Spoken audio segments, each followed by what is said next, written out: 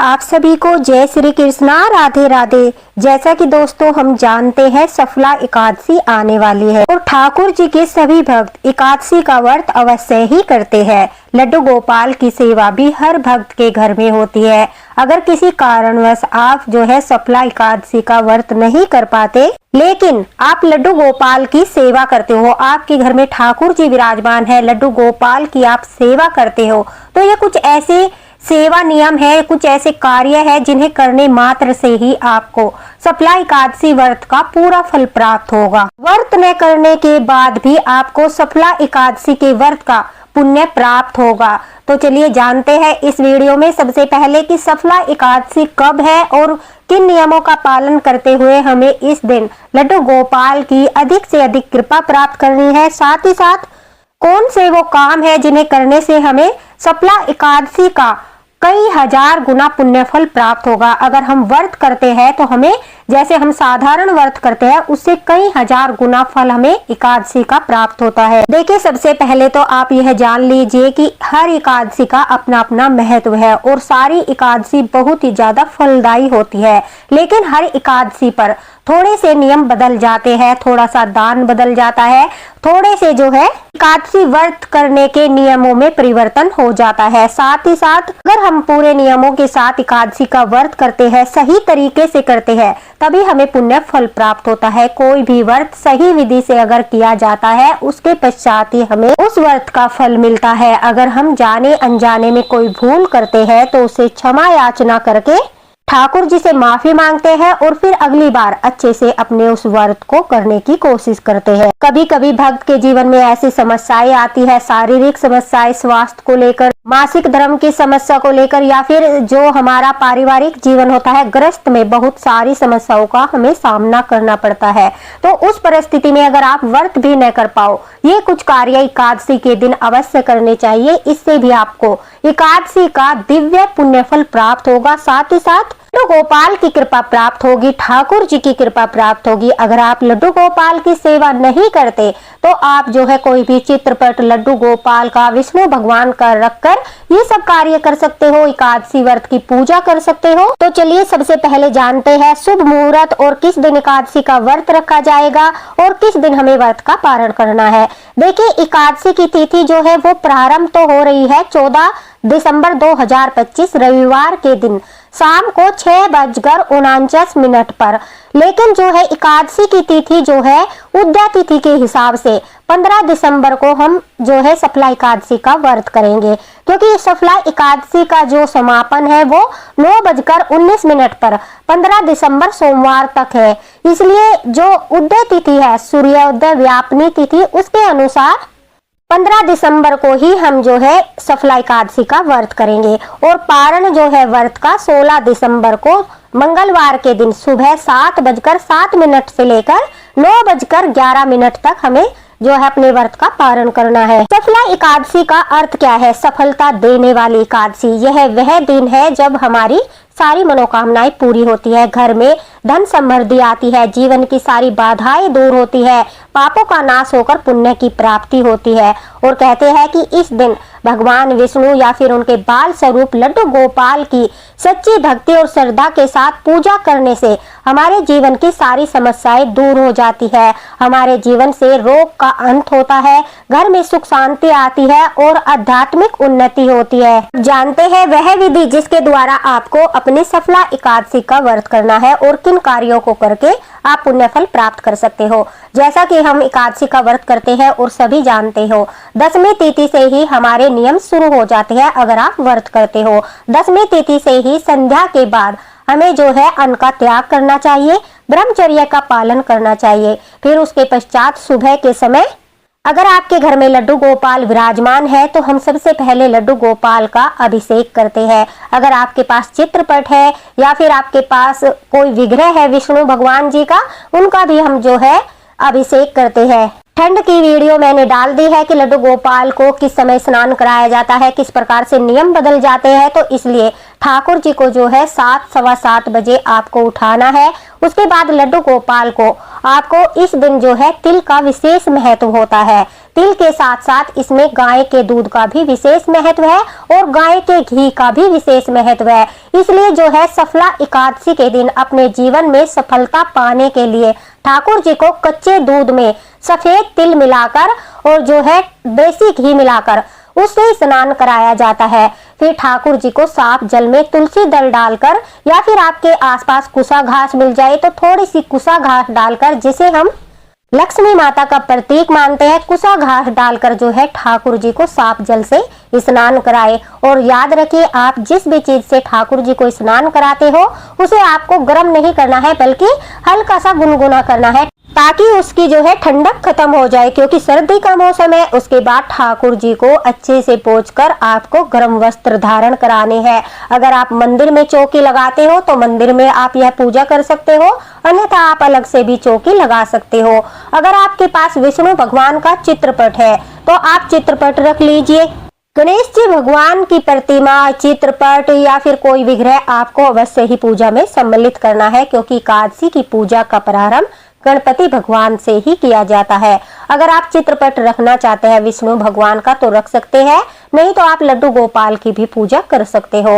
इस प्रकार से अपनी चौकी पर आप वीडियो में भी देख सकते हो। सभी को जो है तिल से हम आसन देते हैं, क्योंकि इस दिन चावल का सेवन करना निषेध होता है। चावल को स्पर्श करना और चावल का आसन देना भी शास्त्रों में मान्य नहीं है। इसलिए हम तिल से सभी को आसन देते हैं या फिर हम फूलों से आसन देते हैं। ठाकुर जी को भी वहीं पर विराजमान करते हैं। उसके बाद देखिए, जैसा कि हर बार हम करते हैं, हमें कलश स्थापना करनी होती है और वो मैं आपको काफी बार बता चुकी हूँ कि हर बार आप कलश स्थापना में नारियल भी रख सकते हो, ऋतु फल भी रख सकते हो, दीप कलश स्थापना भी आप कर सकते हो। तो आपको जिस प्रकार से करनी है, आपको जो सुविधाजनक लगता है उसी प्रकार से आप कलश स्थापना कर लीजिए। लेकिन सीधे सीधे आपको कलश को जो है चौकी पर नहीं रखना है। उसके नीचे या तो आपको तिल से ही अष्टदल कमल बनाना है या फिर आप सात्विक भी बना सकते हो। कलश स्थापना करते समय आपको कलश में जो है सुपारी और लौंग का जोड़ा अवश्य ही डालना है। उसके बाद हमारी कलश स्थापना हो जाती है। फिर स्नान भाव करते हुए सभी को स्नान कराना है। वस्त्र के रूप में आप कलावा सभी को समर्पित कर दीजिए। अगर आप लक्ष्मी माता को भी चौकी पर विराजमान करते हो तो लक्ष्मी माँ को एक चुनरी अवश्य ही समर्पित कीजिए। अगर आप अखंड दिया जलाना चाहते हो तो अपना अखंड दिया जलाकर आपको दिए के नीचे भी सात्विक बनाना है। फूल रख सकते हो, लौंग का जोड़ा रख सकते हो।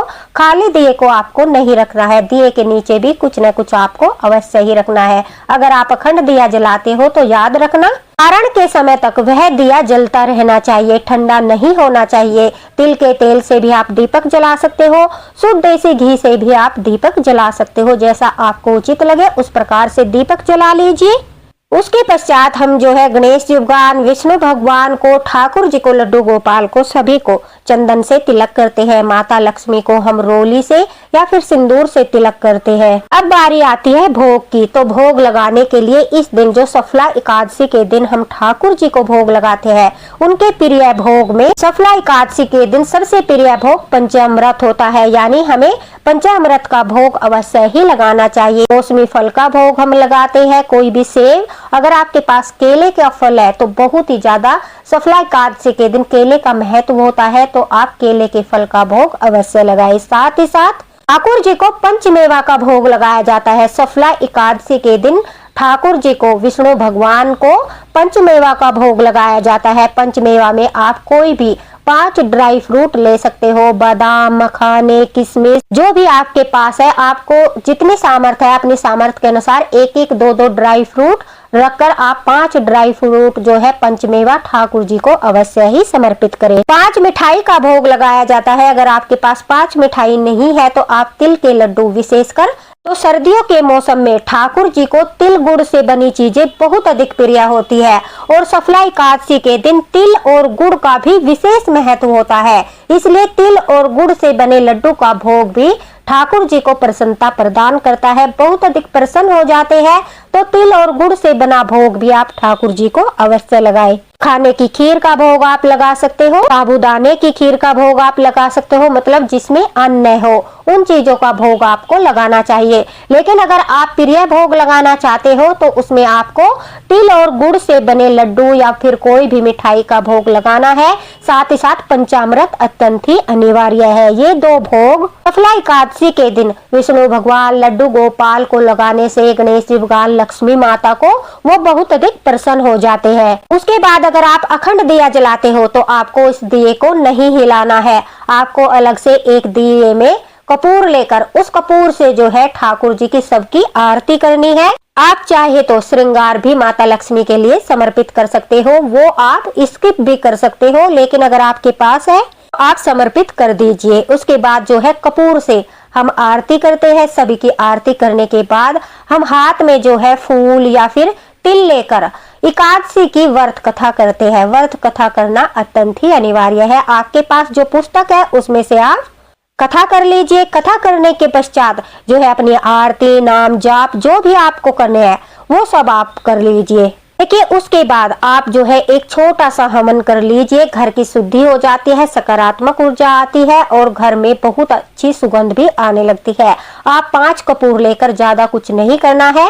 उस पे जो है एक लौंग का जोड़ा, थोड़ी सी सामग्री और घी की 5 आहुति देकर एक छोटा सा हवन भी कर लीजिए। उससे क्या होता है कि पूरा मंदिर सकारात्मक ऊर्जा से भर जाता है, घर की सारी नेगेटिव एनर्जी दूर हो जाती है और आपके सफलता के मार्ग खुलने लगते हैं नेगेटिव एनर्जी दूर होने के पश्चात। अब यह सब पूजा पाठ करने के पश्चात वो 5 काम आपको कौन से करने हैं वो भी मैं आपको बता देती हूँ। एक कार्य तो आपको सुबह के समय ही सबसे पहले करना है, क्योंकि पूजा कथा ठाकुर जी की सेवा करने के बाद ही सूर्य उदय होने के पश्चात, जब हम सारी पूजा पाठ करने के पश्चात सूर्य देवता को अर्घ देते हैं, उस समय यह कार्य किया जाता है। तो उस समय आपको एक लोटा जल लेना है। उस लोटे जल में आपको थोड़े से काले तिल और थोड़ा सा गुड़ डालकर लाल रंग का कोई भी फूल आपके पास हो या पीले रंग का फूल हो, उस फूल को लोटे के जल में डालकर उस लोटे पर आप जो है पुराना कलावा जो बंधा है उसे उतार दीजिए। नया कलावा बांधकर उस लोटे को तैयार कर लीजिए। फिर उस लोटे को पूर्व दिशा की ओर मुख करके अपने पितरों को यह जल का लोटा समर्पित कर दीजिए। ओम पितृदेवाय नमः, ओम पितृदेवाय नमः, इस प्रकार से बोलते हुए आप जो है अपने हाथों के बीच से उस जल को भूमि पर गिराते हुए यह मंत्र करते जाइए। ओम नमो भगवते वासुदेवाय नमः का भी आप जाप कर सकते हो। देखिए यह एक लोटा जल सफला एकादशी या किसी भी एकादशी को पितरों को तर्पण करने से आपके ऊपर जो पितृ दोष है वो समाप्त होते हैं। और कहते हैं कि जो हमारे कार्य नहीं बनते, हमारे कार्य में बाधा आती है, हमें सफलता नहीं मिलती, वो पितृ दोष के कारण ही होता है। पितृ हमारे नाराज होते हैं, इसी कारण से हमारा कोई काम नहीं बनता। अगर एकादशी के दिन हम कथा करने के पश्चात यह एक लोटा जल अपने पितरों को समर्पित करते हैं तो कहते हैं कि पितृदोष समाप्त होते हैं और हमारे सफलता के मार्ग खुलते हैं। खासकर सफला एकादशी के दिन तो यह एक लोटा जल सूर्य देव को समर्पित करने से हमारे सफलता के उन्नति के मार्ग अवश्य ही खुलते हैं। तो सबसे पहला कार्य तो आपको यह सुबह ही कथा के पश्चात करना है। उसके बाद गोधूल मुहूर्त में संध्या के समय 5 बजे के बाद जब गाय कहते हैं कि चरकर अपने घर वापस लौटती है, इस दिन जो है हम तुलसी जी को नहीं छूते, तुलसी जी में जल समर्पित भी नहीं किया जाता, तो हम तुलसी माता की पूजा अवश्य करते हैं। इस दिन तुलसी माता की पूजा करने से हमें जो है घर में सुख समृद्धि प्राप्त होती है। नमो नमो तुलसी महारानी, नमो नमो हरि की पटरानी, नमो नमो तुलसी महारानी, नमो नमो हरि की पटरानी, इस तरह से बोलते हुए हाथ जोड़ते हुए आप तुलसी माता की 7 परिक्रमा अवश्य कीजिए। एक तिल के तेल का दीपक तिल डालकर अवश्य ही तुलसी माता के सामने जलाए, यह आपका तुलसी दीपदान हो जाएगा। उसके बाद आपको माता लक्ष्मी के लिए एक लोटा जल भरकर अपने द्वार पर हल्का सा छिड़कना है। देखिए सुबह के समय तो हम जल छिड़कते ही है, लेकिन सफला एकादशी के दिन संध्या के समय जहां पर आप अपने मुख्य द्वार पर दीपक जलाते हो वहां थोड़ा सा गंगा जल छिड़क दीजिए। एक लोटा जल में गंगा जल मिलाकर वहां पर जल छिड़क दीजिए। उसके बाद आपको वहां पर सात्विक बनाना है, या फिर आप कुछ फूल भी रख सकते हो, आप तिल भी रख सकते हो। उस तिल के ऊपर आपको यह दिया रखना है, मिट्टी का दिया लेना है, बिल्कुल कोरा दिया आप ले सकते हो। अगर आप पीतल का दिया लेते हो तो अच्छे से साफ कर लीजिए। फिर उस दिए में तिल का तेल और तिल डालकर एक लौंग का जोड़ा डालकर आपको अपने मुख्य द्वार पर वह दीपक जलाना है। कहते हैं तो वैसे तो माता लक्ष्मी रोजाना भ्रमण के लिए संध्या के समय और ब्रह्म मुहूर्त में पृथ्वी पर आती है, लेकिन सफला एकादशी के दिन यानी कोई भी एकादशी होती है उस दिन मुख्य रूप से एकादशी माता विष्णु भगवान के साथ भ्रमण के लिए आती है। और जिस घर में लड्डू गोपाल की सेवा होती है और मुख्य द्वार पर यह दीपक माता लक्ष्मी को जलता हुआ मिलता है, उस घर में माता लक्ष्मी विष्णु भगवान सहित प्रवेश करती है। और वहां पर लड्डू गोपाल की सेवा देखकर, ठाकुर जी की सेवा देखकर विष्णु भगवान भी बहुत अधिक प्रसन्न होते हैं और सदा सदा के लिए उस घर में विराजमान हो जाते हैं, यानी उनकी शक्ति हमेशा के लिए उस घर में विराजमान हो जाती है। संध्या के समय यह उनके स्वागत के लिए दीपक जलाया जाता है, जिसे देखकर वो बहुत ज्यादा प्रसन्न हो जाते हैं। तो संध्या के समय गोधूल मुहूर्त के बाद जब सूर्यास्त होता है, थोड़ा थोड़ा अंधेरा होने लगे, उस समय पर यह दीपक अपने मुख्य द्वार पर आप अवश्य जला दीजिए। उससे जो है विष्णु भगवान और माता लक्ष्मी दोनों ही बहुत ज्यादा प्रसन्न होते हैं। और कहते हैं जिस घर में यह दीपक नहीं जलाया जाता उस समय जो है दरिद्रता, जो माता लक्ष्मी की बहन है, वो घर में प्रवेश करती है। फिर बीमारियां, आर्थिक तंगी, परेशानियां, ये सब चीजें घर में प्रवेश करती है। तो दूसरा दीपक आपका जो है आपके मुख्य द्वार पर हो गया। एक दीपक गोधूल मुहूर्त में अपने आसपास, अगर आपके आसपास कहीं भी पीपल का पेड़ आपको मिल जाए, अगर आप नहीं जा सकते अपने हस्बैंड को या बच्चों से आप यह दीपक जलवा सकते हो। एक दीपक पीपल के पेड़ के नीचे सफला एकादशी के दिन अवश्य ही जलाए, क्योंकि पीपल के पेड़ में भगवान विष्णु का वास माना जाता है। अगर अखंड दीपक जलाते हो तो आपके मंदिर में जल रहा है। अन्यथा संध्या के समय एक दीपक आप जो है शाम के समय भी ठाकुर जी के सामने अवश्य जलाए, आरती जरूर करें। यह संध्या की पूजा करना अत्यंत अनिवार्य होता है। चाहे रात के समय आप संध्या के समय ज्यादा देर पूजा पाठ न करें, सिर्फ दिया जलाकर छोटी सी ठाकुर जी की आरती कर ले, लेकिन मंदिर में आपको दीपक अवश्य ही जलाना है। अगर अखंड दिया जलता है तो बहुत अच्छी बात है। रात होने के बाद यह दीपक आपको 7 बजे से लेकर 8:30 बजे तक अपनी छत पर या बालकनी में दक्षिण दिशा की ओर अपने पितरों के लिए जलाना है। देखिए हमने सुबह के समय पितरों को तृप्त करने के लिए 1 लोटा जल दिया था, लेकिन 5वां दीपक संध्या के बाद रात के समय जो है 8 बजे 8:30 बजे तक आपको दक्षिण दिशा में पितरों के लिए भी जलाना है। कहते हैं यह दीपक जलाने से हमारे पितरों को मोक्ष द्वार तक का मार्ग दिखाई देता है। अगर हमारे पितर आसपास जो हमारे योनि में पड़े हुए लोग हैं जिन्हें मुक्ति नहीं मिली, उन लोगों को यह दीपक रास्ता दिखाता है। तो दक्षिण दिशा में यह आपको दीपक अवश्य ही जलाना है। यह उन्हें मोक्ष का द्वार दिखाता है, रास्ता दिखाता है, जिससे वो प्रसन्न होते हैं, हमें आशीर्वाद देते हैं और हमारे जीवन में आने वाली बाधाएं दूर होती है। तो यह 5वां दीपक आपको जो है रात के समय अवश्य ही जलाना है। ये सिर्फ 5 दीपक है और इन सिर्फ 5 दीपक को जलाने से ही आपके जीवन में आनंद, सुख और समृद्धि का वास होने लगेगा। ठाकुर जी की कृपा होने लगेगी, घर में आई बाधाएं दूर होने लगेगी, साथ ही साथ सफला एकादशी का कई हजार गुना फल आपको प्राप्त होगा। तो यह बहुत अच्छे अवसर होते हैं, पूजा पाठ करने के विशेष दिन होते हैं, जिस दिन हम पूजा पाठ करके और इन कार्यों को करके कई हजार गुना जो है फल प्राप्त कर लेते हैं और कई हजार योनियों के पाप नष्ट कर सकते हैं। दूसरा, अगर आपका स्वास्थ्य ठीक नहीं है या कोई प्रॉब्लम है या आपको कहीं शादी वगैरह में जाना है या मतलब कोई भी परेशानी है, आप जो है अन्न का सेवन करना आपके लिए अनिवार्य है, आप व्रत नहीं कर सकते, तो उस परिस्थिति में आपको यह सुनिश्चित करना होगा, इस नियम का आपको अवश्य ही पालन करना होगा कि एकादशी के दिन आपको तामसिक भोजन का त्याग करना होगा। आपको शुद्ध सात्विक भोजन ही करना होगा। प्याज, लहसुन वगैरह तो आपको बिल्कुल नहीं खाना चाहिए। शुद्ध सात्विक भोजन का सेवन करते हुए बात करते हैं पारण की। देखिए पारण के समय अपनी सामर्थ्य के अनुसार आपको दान देना चाहिए, लेकिन सफला एकादशी का जो मुख्य दान है वो तिल ही माना जाता है। यानी आप तिल के लड्डू, तिल सकरी या तिल से बनी कोई भी मिठाई या गुड़ और तिल का जो है दान अवश्य कीजिए। अगर आप यह दान जरूरतमंद को करते हो या फिर पंडित जी को करते हैं, वो आपकी इच्छा के ऊपर निर्भर करता है। गाय को रोटी देकर भी आप पारण कर सकते हो, पशु पक्षियों को भी आप जो है अन्न, दाना, पानी देकर भी आप जो है यह दान कर सकते हो। लेकिन तो दोस्तों, अगर आपके मन में कोई संदेह है या आपको कुछ पूछना है तो आप कमेंट बॉक्स में पूछ सकते हो, आपको रिप्लाई जरूर मिलेगा। वीडियो को ज्यादा से ज्यादा शेयर कर देना ताकि सभी लोगों तक सफला एकादशी का यह वीडियो पहुंचे और वो भी सफला एकादशी का पुण्यफल प्राप्त कर सके। मिलते हैं अगले वीडियो में अगले मार्गदर्शन के साथ। ठाकुर जी की कृपा आप सभी पर बनी रहे। इसके साथ राधे राधे, हरे कृष्णा, जय हरिवंश।